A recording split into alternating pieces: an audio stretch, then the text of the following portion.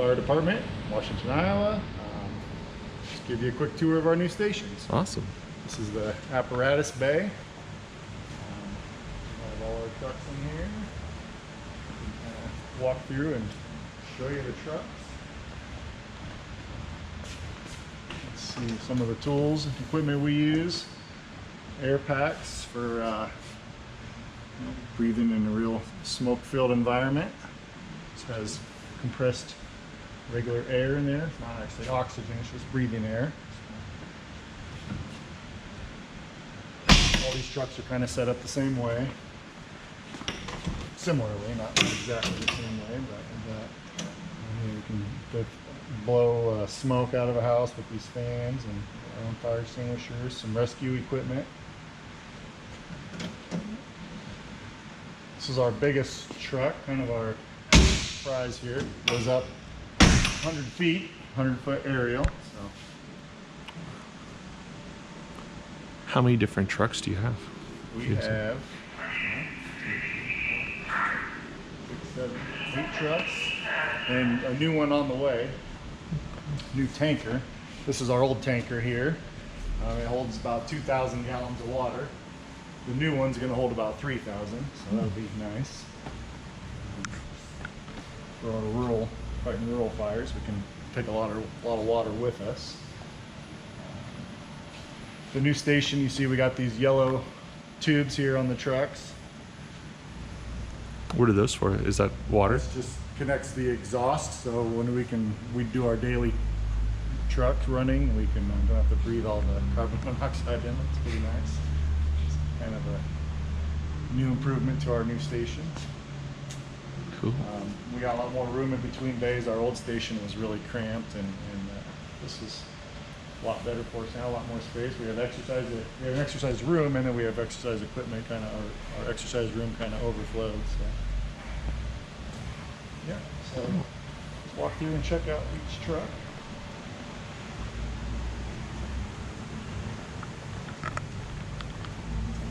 Kind of set up the same way on the passenger side, officer side. We have the air packs and the fans, and on the driver's side of the trucks we have extra hoses and different connectors and things like that for connecting the fire hydrants.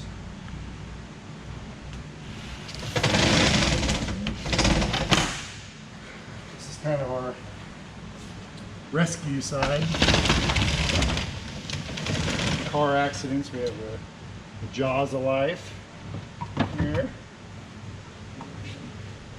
These are big shears, so we have to cut cars or cut doors off or whatever to get somebody's trapped. Walking stuff for stabilizing vehicles.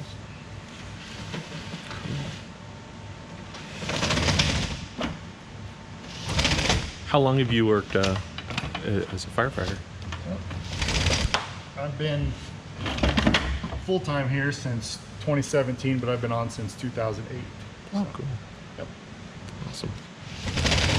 What kind of like education training does it take? The state requires 24 hours a year, and we have 4 mandatory drills that we have to do within our department on top of that. Well, it goes towards your 24, but it's also a requirement on top of that. And we have regular meetings and monthly training on top of that. So it's a pretty big commitment to be a volunteer. Hmm. Yeah. Oh, so you are a volunteer? Well, I'm full-time, but we have Oh, okay. 32 volunteers. Or let's see, I guess it's 28 volunteers and 4 full-time guys. Oh, okay. There's 4 full-time. Somebody's here 24/7 all the time. Awesome. Okay. Very cool. This is our one of our newer grass rigs for grass fires and field fires. If you want to walk up and get a look at it, it's a pretty nice looking truck. Try to keep everything real shiny around here. That's cool.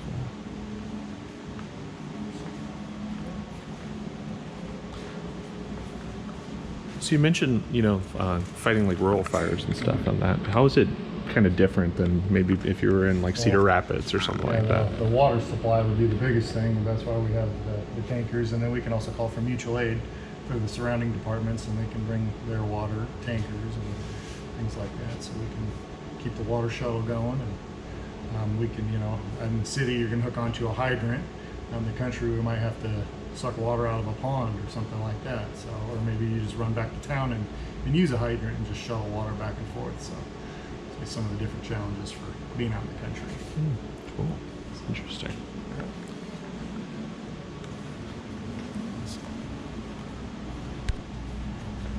Kind of the same thing with field fires. These allow us, to get right out in the field and hopefully not get stuck.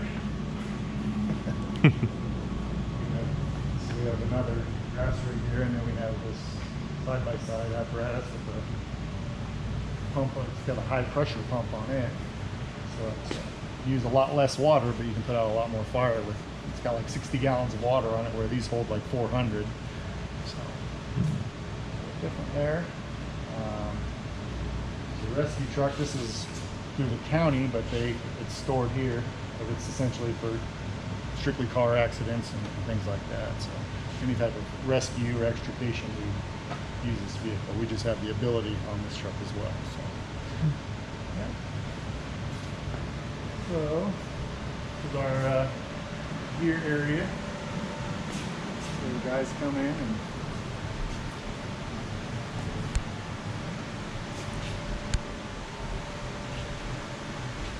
kind of in transition. We used to always respond to the scene. Now we respond here. Now we have our gear here, so that's kind of a different thing we're doing since we have the new station, but it's working out pretty well. So how does that work when you get a call? You said that everybody comes here and then you go out? Yep. We respond to the station, and then if we have captains and chiefs that have some of their gear with them, they'll respond directly to the scene, kind of give us the scene size up and get some early information to us, but yeah, pretty much everybody responds here, and we just fill the trucks and head out. So we do our own paging here, so we'll page everybody out from here.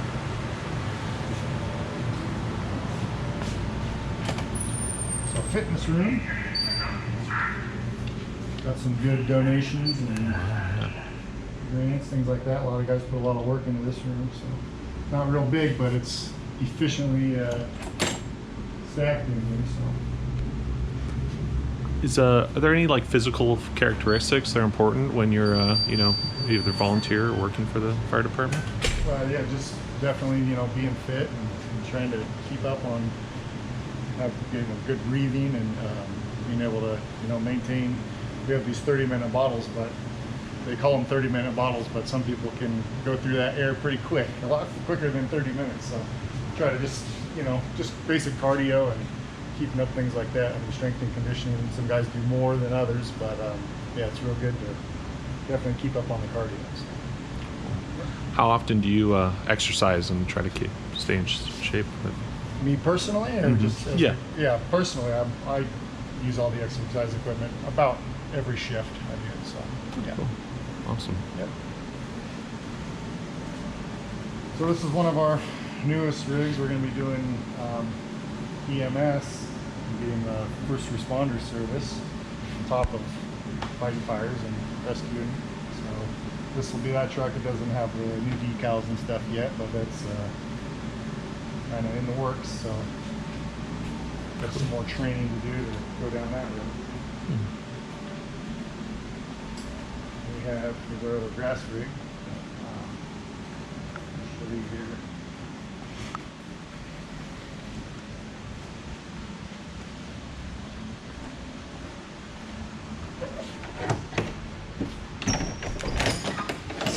Our dive trailer. This is also through the county.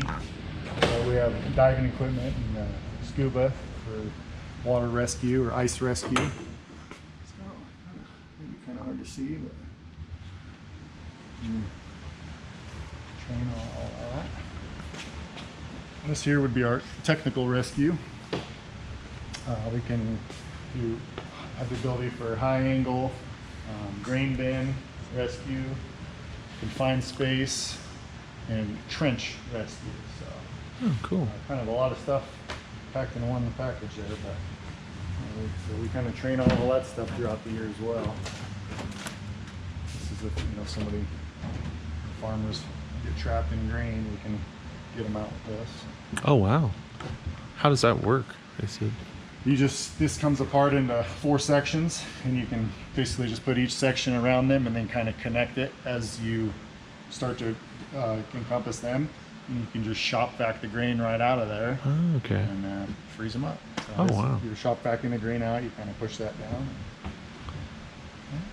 Something I wouldn't think of, Really needing a tool for that, but yeah, it simple, makes but yeah, sense.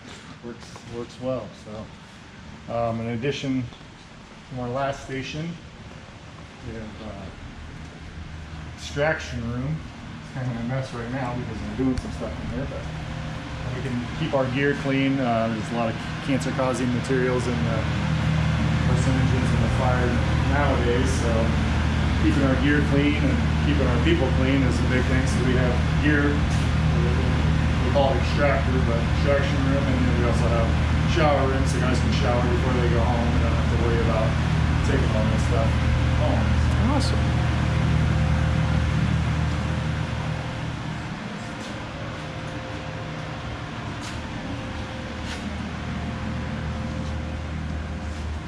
Just a tool room and a storage room, kind of a storm shelter area. It's where we fill our air bottles for our air packs. And that's kind of it for this half of the station. I'll take you over to our training room and to our sleeping quarters and day room. Awesome.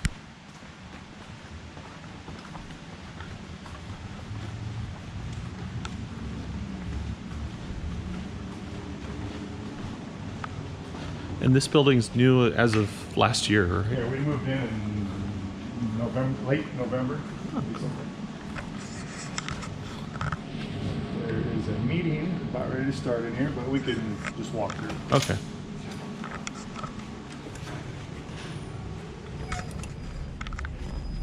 This is the meeting rooms.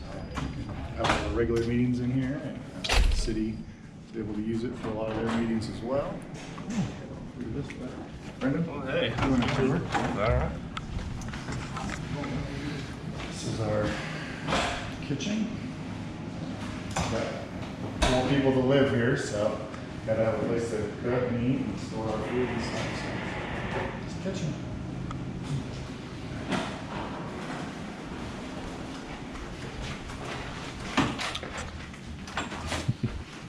This is our day room. It has the chief's office in it. Where we have some smaller meetings, do all our reporting, and just kind of, you get some downtime. It's where we kind of hang out. We spend 24-hour shifts here, so this is kind of it. Each guy has each driver has their own sleeping quarters. Oh, cool. Just simple. They all kind of set up the same. Just a bed and a little wardrobe. Real nice comforters there with the logo on them. Maltese. This is the hotline, so when we get a fire call, there's several of them around, but that's what will ring there, and it'll come over our loudspeaker deal, and that way you can't sleep through it. You don't get a lot of sleep, but if you do sleep, you don't want to miss anything. So it's plenty loud. And that's basically it.